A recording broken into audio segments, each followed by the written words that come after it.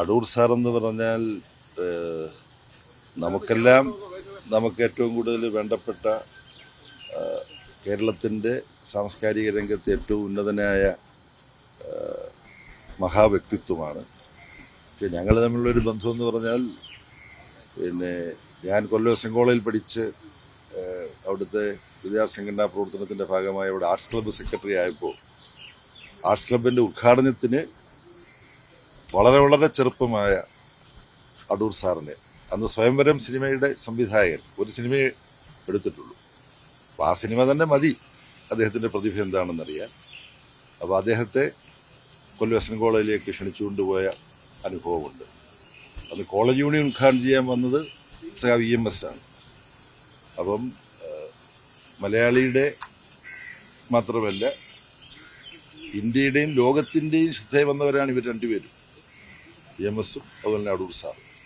അപ്പം അന്ന് മുതൽ തുടങ്ങിയ ഞങ്ങളുടെ എൻ്റെ ബഹുമാനത്തോടു കൂടിയിട്ടുള്ള ബന്ധം, അടൂർ സാറിൻ്റെ വാത്സല്യത്തോടു കൂടിയിട്ടുള്ള സ്നേഹം, ഇത് ഇക്കാലം അത്രയും തുടർന്നിട്ടുണ്ട്. കുറേ നാൾ മുമ്പ് അദ്ദേഹത്തിന് ചെറിയൊരു ഫ്രാക്ചർ ഉണ്ടായി. ആ സമയത്ത് അദ്ദേഹത്തെ കാണാൻ വേണ്ടി ഇവിടെ വന്നു. അപ്പം പിന്നെ നിങ്ങളറിയാൻ ഇടയായില്ല.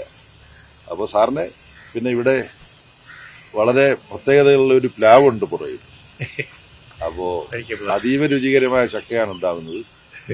ഓരോ വർഷവും ഒരു ചക്ക എനിക്ക് തന്നില്ലെങ്കിൽ ചക്കക്കൊതിയനായിട്ടുള്ള ഞാൻ പിണങ്ങും എന്ന് അടൂർ സാറിനറിയാം. അപ്പം അങ്ങനെ പിന്നെ സിനിമകളെക്കുറിച്ചുള്ള ചർച്ച.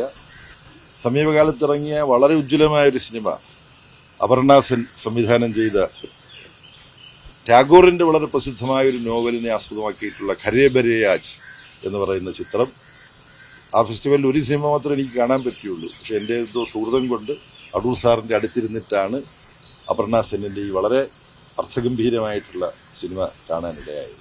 അങ്ങനെ ഒരുപാട് ഓർമ്മയുണ്ട്, നിങ്ങളെ ബോറടിക്കുന്നില്ല. അപ്പം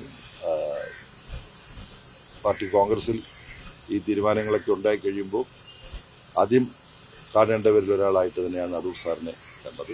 ഇപ്പോൾ ആലപ്പുഴയിലെ ഞാൻ ജില്ലാ സെക്രട്ടറി ആയിരിക്കുന്ന സ്ഥലത്തേക്ക് പോവുകയാണ്. അപ്പം അവിടെ 2 മണിക്ക് ഉള്ളിൽ ചെല്ലണം. അപ്പോൾ അധിക സമയമില്ല, അതുകൊണ്ട് കൂടുതൽ ഞാനൊന്നും നിങ്ങളെ പറഞ്ഞ് ബോറടിപ്പിക്കുന്നില്ല. അല്ല, അത് നമ്മൾ ഇവിടെ ഒഴിവാക്കുക. അല്ല, ക്ഷമിക്കുക. അത് നമ്മൾ അടൂർ സാറിനെ കണ്ട്, അടൂർ സാറിനെ പോലുള്ള ഒരാൾ, ഞാൻ നിങ്ങൾ ആലപ്പുഴ പറഞ്ഞു, അവിടെ ഞാൻ പറയാം. ഇവിടെ നമ്മൾ മറ്റു കാര്യത്തിലേക്ക് പോകും നല്ലതല്ല, അതിനെ വിഷയറ്റ് ചെയ്യണ്ട. മറ്റൊരു വിഷയത്തിലേക്ക് നമ്മൾ പോകണ്ട. സാർ 2 വാക്ക് പുതിയ ജനറൽ സെക്രട്ടറിയെ കുറിച്ച്.